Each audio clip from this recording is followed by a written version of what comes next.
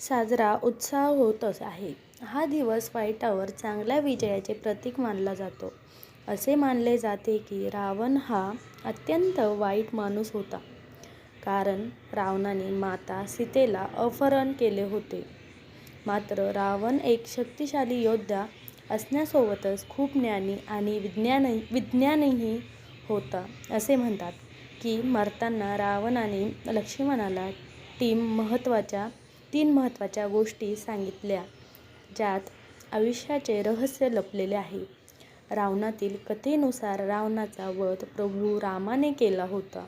असे मानले जाते की रावण हा जगातील मोठ्या विद्वानांपैकी एक होता.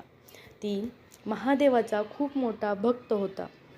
रावणाच्या मृत्यूच्या वेळी रामाने लक्ष्मणाला सांगितले की रावण हा नीती आणि शक्तीचा महान जाणकारक आहे. अशा वेळी महान ज्ञानी ऐकून लक्ष्मण दशानच्या पायाशी बसले तेव्हा रावणाने लक्ष्मणाला जीवनातील 3 अमूल्य गोष्टी सांगितल्या.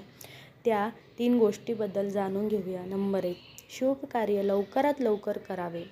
रावणाने लक्ष्मणाला पहिली गोष्ट सांगितली की शुभ कार्य लवकरात लवकर करावे. त्यासाठी कधीही जास्त वेळ थांबू नये, कारण आयुष्य कधी संपेल हे कुणालाच माहिती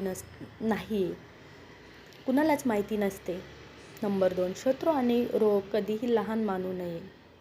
सांगितलं की शत्रू आणि रोग कधीही लहान मानू नये. अगदी छोटासा आजारही जीवघेणा ठरू शकतो. अगदी लहान शत्रूही धोकादायक ठरू शकतो. रावणाने राम, लक्ष्मण आणि त्यांच्या वानरसेनाचा तिरस्कार केला होता आणि तेच रावणाच्या मृत्यूचे कारण बनले. नंबर 3. स्वतःचे रहस्य गुप्त ठेवावे. रावणाने लक्ष्मणाला तिसऱ्या रहस्याबद्दल सांगितले की माणसाने स्वतःच्या जीवनाशी संबंधित रहस्य शक्य तितके गुप्त ठेवले पाहिजे.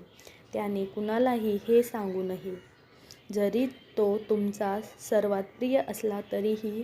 जर ते रहस्य कुणाच्या समोर आले तर त्याच्या जीवनावर वाईट परिणाम होऊ शकतो.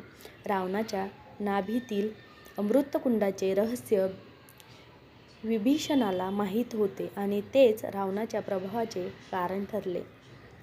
कथा आवडल्यास लाईक, शेअर, सबस्क्राईब करा. थँक्यू.